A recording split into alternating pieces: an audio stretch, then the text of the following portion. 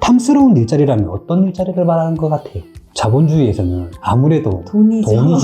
돈을 많이 주는 일자리를 이제 탐스러운 일자리로 하는 거야. 그러니까 탐스러운 일자리의 특징을 보면 예측 불가능한 장시간 노동을 약간 요구하는, 그래서 그 대가로 높은 임금을 받는 이런 걸 말하는 거고, 주로 이제 전문직 일자리들, 이제 그런 전문직에서 그렇고, 이게 가부장적 문화와 노동 시간이 어떻게 작용이 되냐면 그 골든 박사님이 이야기하는 게 온콜 상태여야 된다고 하는 거야. 그 온콜이라는 말은 뭐냐면 일이든 가정이든 갑작스럽게 필요한 상황이 생기잖아. 그러니까 내가 일터에 있다가 일터를 벗어났는데 일터에서 무슨 일이 생긴다.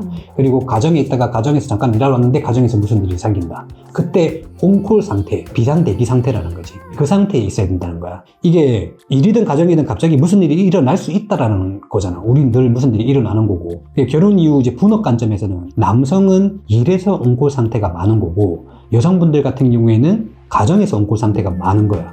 왜냐면 유리점 때문에 그런 거라고 이야기를 하는 거야. 여성이 육아 같은 데는 남성보다 아무래도 조금 더 유리할 수가 있어, 평균적으로 볼 때. 물론 요즘에 남성이 육아하는 경우도 많긴 하지만 여성이 돈을 더 많이 버는 경우에는 그걸 분업을 반대로 나눈 거라고 볼 수 있지. 일반적인 분업과 달리.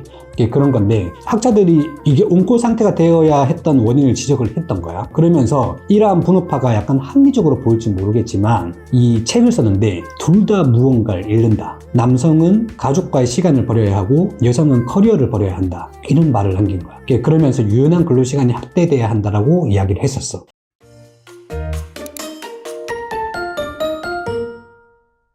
대표님, 안녕하세요. 반갑습니다. 네, 좋은 아침이네요. 네. 대표님, 저희 대하는 거 봐서는 평균이 되게 없으신 분 같기도 해요. 우리 회사가 여성 비율 2배 이상이기도 하고요. 네. 그렇죠. 이런 회사 별로 없지 않나요, 요즘? 컨설팅 쪽은 여성 인구가 더 많긴 해. 한 반 이상? 그래서 여쭤보는 건데, 최근 동덕여대 공학 추진과 관련해서 기사가 많이 나오고 있습니다. 맞아. 시위도 정말 많이 열리고 있는데요. 이건 어떻게 생각하세요? 공학이란 말 나왔을 때 처음에는 이제 학령 인구 감소하니까 예전보다 돈이 막 그렇게 많을 것 같진 않아. 그래서 그 학령 인구 감소 때문에 공학 추진하는구나라고 생각을 했다가 사건이 격화되기 시작했잖아. 그러면서 생각이 들었던 게 내가 졸업한 학교 이름이 사라지겠구나. 그런 아쉬움도 또 생기겠다라는 생각이 들더라고. 그러다 보니까 이제 자꾸 뉴스 나오면서 생각했던 게 이거 누구 잘못일까 생각을 한 거야. 해법이 안 나오니까 나의 고민이 어디까지 갔냐면은 왜 여자 학교가 나왔냐. 그 생각이 든 거지. 우리나라의 최초의 여자 학교가 만들어진 게 뭔지 알고 있나? 네. 이대 아닌가, 이화. 맞지, 이화학당. 이게 조선시대에 만들어진 건데, 당시 이제 우리나라 여성의 교육이 거의 이루어지지 않았던 시대였잖아. 그러다 보니까 근대식 교육을 제공하기 위해서 해외 선교사? 그분이 이제 만들었던 걸로 알고 있거든? 그러면 그때 왜 또 여성 교육이 이루어지지 않았나? 그치? 그러면은 이게 남성 중심의 가부장적 문화 이런 것도 연결이 돼 있겠지? 아니면 그 계급제 같은 것도 있는 거고. 그럼 왜 남성 중심의 가부장적 문화가 생겼나? 고민을 해보는 거야. 고민이 끝이 없는 거지. 그러면은 이게 이러면 수렵생활, 전쟁의 역사, 생물학적 요인, 경제적 요인, 사회적 요인 막 이런 것들이 나올 거잖아? 이거는 이슈가 너무 많은 이슈인 것 같다. 원인을 풀기에는. 그런 생각이 들었던 거지, 나는. 제가 거기까진 궁금한 건 아니고요. 대표님 물어봐도 대답 못 하실 거잖아요. 그렇지. 그래도 내가 논문을 이제 석사 논문 때도 쓰고 그 이후에 논문을 준비를 할 때도 이제 임금 격차, 여성들의 권리 증진을 위한 노력을 굉장히 많이 했지. 그렇기 때문에 어느 정도는 답변이 가능할 거야. 그럼 대표님, 우리나라는 왜 OECD 국가 중에서도 성별 임금 격차가 가장 큰 걸까요? 구체적인 원인이 무엇일까요? 이게 논문을 쓰면서도 이제 공부했던 영역이긴 한데, 그렇긴 하지만 혹시 욕할 거면 영상 다 보고 욕했으면 좋겠어요. 어쨌든 이건 내가 이제 질문을 해볼게. 자연스럽게 한번 대답해봐. 성별 임금 격차라고 한다는 말은 남녀가 일단 기준이 되겠지? 그럼 남성 평균, 여성 평균 임금을 이야기하는 걸까? 임금 격차라고 하면? 그렇지 않을까요? 그렇지? 그러면 이게 임금을 결정하는 요소가 엄청 많아. 학력도 있고, 산업도 있고, 직무도 있고, 연령도 있고, 경력 연수도 있고, 정규직이냐, 비정규직이냐, 이런 것도 있단 말이지. 이런 것들도 포함되어 있을까? 포함되어 있지 않을까요? 포함되어 그쵸? 그러니까 포함을 해도 차이 난다라는 거야. 그러니까 이게 무슨 말이냐면 학력이 동일한 조건에서 똑같은 이제 정규직일 때, 똑같은 연령일 때, 똑같은 산업일 때이면 또 차이가 난다라는 거야. 그게 이제 임금 방정식이라고 해서 많은 연구학자들이 만들어 놓은 게 있어. 모아카 블라인드, JM 피어스, 또 하나 또 자주 쓰는 게 PS 매칭이라고 성향분석 매칭이라는 방법 등이 있단 말이지. 그러면 그걸 다 매칭을 했을 때도 차이가 난다는 거야. 그러면 차이가 있는 거지, 그치? 그쵸. 그래서 인간격차의 분석 쪽에서 차이를 설명을 할 때 그 요인들이 설명하는 것들은 차별이 있다라고 이제 이야기를 하는 건데, 그걸로 설명하지 못하는 값들이 나와, 회귀 분석을 하다 보면. 그러면 그건 무슨 이유들이 있을까에 대한 고민을 해야 된다라는 거지. 그럼 거기에서 이제 이야기 나오는 것들이 그 객관적 사실이 아닌, 뭐 학력이 동등하다, 연령이 동등하다 이런 객관적 사실이 아닌 임금격차에 영향을 미치는 다른 사회, 문화, 경제 이런 요인들이 있다는 거지. 대표님, 그 가부장적 문화가 아직 남아있어서 임금 격차에 영향을 미치는 거 아닌가요? 가부장적 문화, 그 다음에 노동시간 이런 것들이 첫 번째로 임금에 영향을 많이 미치긴 해. 지금 뭐 가부장적 문화가 조금 많이 빠지긴 했잖아. 근데 이게 1960년대 여성 고용률 같은 경우에는 한 30% 수준이었을 거야. 우리나라가 이제 53년 전쟁 끝나고 이제 산업이 태동기 들어갔을 때 그때는 그 여성의 고용률이 많지 않았거든. 일하는 여성분들이. 그러면 대부분 집 안일, 바깥 사람, 안 사람 이렇게 구분을 해왔단 말이야. 그렇게 해왔다가 지금은 한 54.1% 정도 돼. 우리나라 평균 고용률을 하면 한 65% 정도 되는데 여성분들도 그만큼 다 일을 한다는 거거든. 불과 한 10% 정도 차이가 나긴 하지만. 근데 가부장적 문화가 요즘에 많이 사라졌고 노동시간도 이전과 달리 많이 줄었지. 이게 요즘에는 이런 말도 하잖아. 개그 프로에서 남자가 허허 목소리가 너무 크다. 어디 남자 목소리가 담을 넘나? 이러면서 이제 막 그런 이야기 하잖아. 근데 예전에 그게 여성들이 그걸 받았던 문화 같은 거였더라고. 작년에 노벨 경제학상을 받은 이제 클라우디 골딘 박사님. 여성으로서 몇 번째 노벨 경제학상을 받았다는 분이 있는데 거기에서 그분이 임금격차의 원인을 탐스러운 일자리라고 이야기를 한 거야. 탐스러운 일자리라면 어떤 일자리를 말하는 것 같아? 자본주의에서는 아무래도 돈이지. 돈을 많이 주는 일자리를 이제 탐스러운 일자리로 하는 거야. 그러니까 탐스러운 일자리의 특징을 보면 예측 불가능한 장시간 노동을 약간 요구하는, 그래서 그 대가로 높은 임금을 받는 이런 걸 말하는 거고, 주로 이제 전문직 일자리들은 근로시간 우리 52시간 한만 제한해도 일하고 있다. 그 사람들은. 그 일론 머스크는 몇 시간 일하냐? 일주일에. 그 비행기 타고 다니면서 자기 회사 3개 다니면서 일한다는데 100시간 넘는다고 들었거든? 근데 탐스러운 일자리잖아. 돈 많이 받으니까. 이제 그런 전문직에서 그렇고, 이게 가부장적 문화와 노동시간이 어떻게 작용이 되냐면, 그 골든 박사님이 이야기하는 게, 온콜 상태여야 된다고 하는 거야. 그 온콜이라는 말은 뭐냐면, 일이든 가정이든 갑작스럽게 필요한 상황이 생기잖아. 그러니까 내가 일터에 있다가 일터를 벗어났는데 일터에서 무슨 일이 생긴다. 그리고 가정에 있다가 가정에서 잠깐 일하러 왔는데 가정에서 무슨 일이 생긴다. 그때 온콜 상태, 비상대기 상태라는 거지. 그 상태에 있어야 된다는 거야. 이게 일이든 가정이든 갑자기 무슨 일이 일어날 수 있다라는 거잖아. 우린 늘 무슨 일이 일어나는 거고. 결혼 이후 이제 분업 관점에서는 남성은 일에서 온콜 상태가 많은 거고 여성분들 같은 경우에는 가정에서 온콜 상태가 많은 거야. 왜냐면 누리점 때문에 그런 거라고 이야기를 하는 거야. 여성이 육아 갈 텐데는 남성보다 아무래도 조금 더 유리할 수가 있어. 평균적으로 볼 때. 물론 요즘에 남성이 육아하는 경우도 많긴 하지만 여성이 돈을 더 많이 버는 경우에는 그걸 분업을 반대로 나눈 거라고 볼 수 있지. 일반적인 분업과 달리.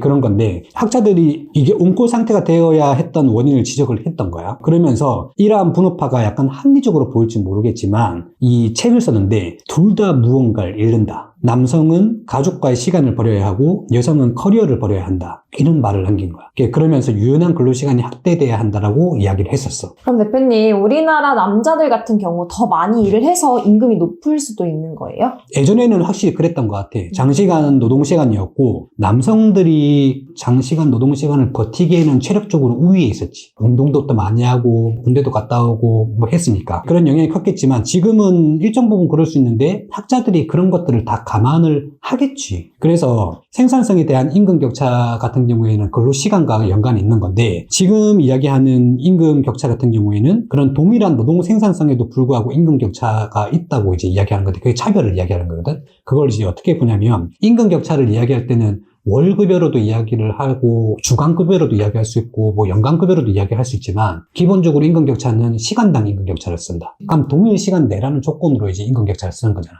그럼에도 불구하고 이제 임금의 차별이 있다고 하니까 우리나라가 이제 임금격차 1등, OECD 국가 중에서는. 그러면 OECD 국가가 아닌 나라에서는 어디가 1등 할까? 그 여성들의 그 사회 그 활동 다 제한하고 있는 얼굴 가리고 다니는 그 국가가 있어. 거기가 이제 전 세계 1등인데 OECD 중에서는 우리나라가 1등이긴 해. 그러니까 노동시간이 정확히 측정되지 않는 문제도 있긴 하다. 왜냐하면 탐욕적인 일자리 같은 경우에는 이제 52시간을 지키라고 함에도 불구하고 자기 스스로 돈 벌기 위해서 일하는 경우도 많은 거고, 그러니까 약간 노동시간이 정확히 측정되지 않는 일들이 있긴 한데 정확히 설명할 수 없지만 어쨌든 뭐 생산성 자체도 측정하기는 어렵긴 하다. 근데 조건이라는 것 자체가 동일 시간에서 같은 일을 한다는 조건 하에 남녀 간의 임금 격차가 어떠냐를 물어봤을 때도 여전히 임금 격차 차별이 있다라고 이야기를 하는 거지. 그러니까 써니가 여대 나왔다고 했잖아. 대학교 앞에 커피숍들 많잖아. 그러면 커피숍에 알바들이 남자들이 많았나 여자들이 많았나? 저 때까지만 해도 남자가 많았던 것 같아요. 그렇지? 남자가 많지? 그럼 남자가 많다는 말은 남녀의 근로의 차별을 둔 건가? 왜 여자 반 남자 반 안 뽑고 남자들만 그렇게 많이 뽑았을까? 그러게요. 그리고 생김새까지 차별을 한다며. 아, 맞아요. 잘생긴 알바생들 막 그렇게 차별을 한다며. 그러면 또 반대로 왜 서비스 업종의 여자들이 더 많을까? 섬세해서? 그렇지. 그러니까 일에 대한 특징도 있어. 일에 대한 특징도 있지만 기본적으로 이런 것들이 다 소비자 차별이라고 이야기하거든. 차별은 차별인데 소비자로부터 나온 차별이라고 해서 소비자 차별이라고 이야기해. 내가 수업 받을 때만 해도 들었던 게 뭐냐면 그때 미국 같은 경우에는 굉장히 많은 인종이 모인 국가잖아. 근데 성별 차이 이런 것들을 이제 차별을 주지 않기 위해서 그런 여러 가지 법들이 있는데 거기에서 그 유색인종, 흑인들 이런 사람들을 은행의 창구에다가 이제 앉혔는데 소비자들이 그 자리에 안 앉는 거야. 그래서 이제 그 창구 그 해결이 안 되는 거지. 그래서 결국에는 뭐 백인, 여성 뭐 이런 식으로 이제 채용을 할 수밖에 없었다라고 하는 거지. 이거는 고용주 입장에서도 어쩔 수 없는 상황. 노력은 해야 되겠지만 진짜 어쩔 수 없다. 보통 남자들 많이 당구장 가잖아. 그럼 당구장 같은 경우도 혼자 오는 그런 손님들 대적할 수 있는 능력이 있는 남성, 청소 잘하는 남성, 문 열고 문 닫고 막 할 수 있는 남성, 그런보다 당구장에 가면 여성 알바분들이 더 많아. 그런 것도 다 소비자 차별이라고 볼 수 있는 거야. 고용주 차별? 이건 조금 다른 입장이 있을 것 같긴 해. 저도 기사들 보니까 경력 단절이 임금 격차에 큰 영향을 차지한다고 나오는 걸 봤는데요. 그래서 요즘 결혼, 뭐 출산이 줄어드는 거 아닐까 하는 생각이 들어요. 아무래도 경력 단절 안 하려고 내가 고생해서 공부를 하고 일자리를 얻었는데 결혼하고 출산을 하는 경우에는 그 경력이 단절될 거라고 생각하니까 그걸 많이 늦추는 거지. 그래서 결혼하는 연령대도 이제 높아지는 거고 그러면서 여러 가지 문제도 생기고 하는 건데 기본적으로 여성의 경력 단절 같은 경우는 M자 곡선이라고 이야기를 한단 말이지. 그래서 사회 초년기에는 여성의 고용률이 남성보다 높아. 25세, 26세. 물론 남성들은 군대 간 그 기간 때문에 그 기간 동안 이제 일을 못하니까 여성분들의 졸업이 더 빠르겠지. 그러면서 그 나이 때는 이렇게 쫙 올라가 남성들 위로. 그러다가 그분들이 평균적으로 29세, 30세, 31세, 32세, 34세 이때 결혼을 하게 되거든. 그럼 결혼하면서 이렇게 떨어진다. 그러면서 이 사람들이 한 30대 후반쯤 되면 다시 다 올라간다. 그러면서 이제 고용률이 유지가 되는 형태로 이게 M자 곡선이라고 이야기를 하는 거거든. 우리나라에만 있는 특이한 다른 나라 같은 경우에는 이 M자가 아니라 약간 조금 더 완만한 M자 곡선인데 우리는 조금 눈에 띄는 M자 곡선. 근데 내가 과거 데이터에 비해서 최근 데이터는 M자가 많이 부드러워졌다. 왜냐면 그 정도로 요즘에는 이제 출산 육아에 대한 것들도 미루기도 하고 안 하기도 하고 그리고 다른 지원책들도 이제 많이 있기도 하고 하니까 그런 것들이 많이 부드러워졌는데 경력 단절 이후에 복귀하는 데 걸리는 시간이 평균 8.9년이라고 이야기를 하거든. 그러면은 복귀를 해도 이전보다 더 좋은 일자리로 갈까 낮은 일자리로 갈까? 낮은 일자리로 가지 않을까? 왜? 경력 단절이 됐어서 그 경력에 대한 기술 그런 감가상각 사회에 대한 분위기에서 벗어나 있었다는 느낌. 근데 물론 직장보다 애들 키우는 게 힘들 때도 있어. 그런 측면에서 요즘에는 이제 어떤 말을 하냐면 경력 단절 여성이 아니라 경력 보유 여성이라고 이야기를 많이 해. 그런 식으로 이제 더 힘든 거 애들을 키웠는데 이야 그 정도 경력이면 우리 인정해 줄 수 있다라고 하는 그런 느낌도 요즘에는 있는 거지. 근데 복귀하는데 왜 8.9년이 걸릴까? 평균적으로. 애를 키워야 해서. 내가 생각했을 때는 그 나이쯤 되면 조금 편해져서 그런 것도 있긴 한데 이게 법에서 육아휴직 기간 있잖아. 그걸 이제 보장하는 기간이 있어. 그게 자녀 나이가 만 9세로 잡혀져 있어. 그때까지는 어떻게 육아휴직을 이제 그 보장을 하는데 그 이후부터는 보장이 안 되는 것도 있어. 9세면은 한 3학년, 4학년쯤이거든. 그쯤 되면 조금 편해지기도 하지만 일단 육아휴직 기간을 만 9세까지 보장을 하고 있다. 법에서. 난 그런 문제가 조금 있는 거라고 생각이 들어. 그래서 일단 그 한 3, 4년쯤 되면은 이제 학원 뺑뺑이 돌리면서 손이 덜 가니까 그런 것도 있고 또 법에서는 만 9세에서 24세를 청소년으로 규정을 하고 있거든. 소년, 소아에서 이제 바뀌는 거야. 그러면서 이제 나는 그때쯤 법에 대한 지원이 제한이 되니까 그때쯤 되면 그 좀 쉬고 싶다가도 일을 하러 오지 않을까라는 생각도 하긴 했었어. 이게 얽혀있는 게 너무 많아서 공부하는데 이제 머리가 좀 많이 아팠던 것 같아. 그럼 아이들은 국가에서 키워주고 교육해주면 되지 않아요? 지금도 그렇잖아. 지금 다 무상교육이 무상급식이잖아. 근데 이게 뭐가 문제냐면은 대학 입시와 그 이후의 삶을 위해서 이게 부모들이 학교에 교육을 많이 시키잖아. 나는 이게 우리나라의 교육이 가장 큰 문제점이라고 생각을 하고 교육계에서도 알고 있고 그래서 방과후 수업 같은 거 자체적으로 해결하려고 하긴 하지만 우리나라는 여전히 지금 착각하고 있는 게 뭐냐면 좋은 대학을 나오면 좋은 기업을 간다라고 그런 분위기 때문에 어떻게든 공부시켜가지고 좋은 대학 보내려고 하거든. 근데 아까 임금 방정식이라고 이야기했잖아. 학력이 동일할 때 어떤 임금이 바뀌냐라고 했을 때 학력이 임금에 영향을 많이 미친다라고 해서 15년 동안 이제 추적을 하면서 봤거든. 근데 예전에는 좋은 학력이 임금에 영향을 많이 미쳤어. 그걸 임금 프리미엄이라고 해. 학력에 대한 임금 프리미엄. 근데 지금은 학력에 대한 임금 프리미엄이 줄었다. 부모님들이 암만 그렇게 교육시켜 봤자 압도적인 좋은 대학교나 압도적인 일에 좀 산업과 연계된 그런 전공이 아니면은 취업 잘 안 된다. 근데 거기가 최근의 데이터와 달리 그 예전의 그 경험들이 너무 뒤에 있으니까 착각을 하고 지금도 교육을 시키는 거야.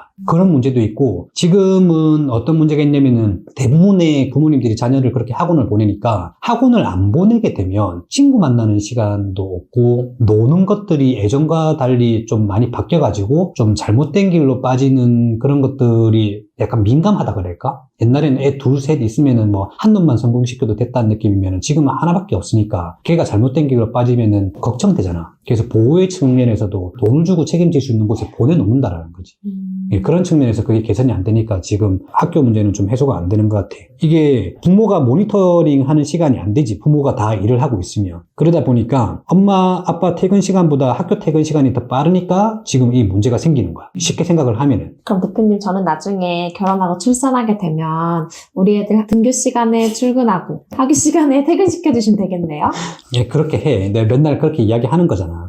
근데 다른 직원들도 그것이 합당해야 한다고 생각되려면 그러니까 시간과 임금에 대한 계산도 좀 정확히 해야 된다. 이게 근로시간이 만약에 20% 감소를 한다? 거기에 대한 임금도 20%를 줄여야지. 그러면서 정부에서는 시간제 일자리 4시간 일하는 것도 많이 만들긴 했잖아. 근데 그 4시간의 경험에서 나는 이제 어떤 걸 배웠냐면 하루에 우리는 8시간 일하고 퇴근하는데 이 친구는 이제 4시간만 일하고 퇴근하니까 같이 무언가 해야 될 일에서 토론을 한다거나 회의를 할 때 이 사람이 없는 상황이 생기는 거야. 거기에 대한 직원들의 반발이 있다. 그렇기 때문에 시간을 줄인 만큼 임금을 하는 게 정상적이긴 하나 오히려 더 줄여야 합리적인 판단을 내부 직원들은 가질 수 있을 거고 그게 아니라고 한다면은 내부에 그런 문화가 만들어져야 돼. 저 사람은 지금 이 기간 동안은 그렇게 운영을 하는 게 맞아. 왜냐면 가족들이 더 소중하니까. 회사는 버릴 수 있는 거고 가족은 못 버리는 거잖아. 그러면 내부 직원들도 그 생각을 같이 해주면서 그래 빨리 갔다 와 하면서 이제 회의 그럼 내일 오전에 오면 하죠 이렇게 하면 되는 거잖아. 근데 그게 딜레이가 조금 있긴 하거든. 근데 그런 문화가 생기면 그것도 다 해소가 가능하다. 이런 생각이 들어. 대표님, 그럼 대표님이 생각하시기에 눈에 보이지 않는 임금 격차의 원인은 어떤 것들 때문이라 생각하시나요? 좋아요, 구독, 알림 설정까지. 지금도 이야기 많이 했는데 영상이 너무 길면 사람들이 안 봐. 이쯤에서 그만하자. 이게 내 개인적인 생각을 이야기할 수 있긴 한데 많은 비판 댓글들이 달릴 수도 있어. 그런 걸 보고 싶은 거야? 그럼 1부는 여기서 마치도록 하고 나머지 대표님 생각은 2부로 가시죠. 결정해 어떻게. 저는 듣기 좋은데요. 왜 계속해요? 알겠어요. 네.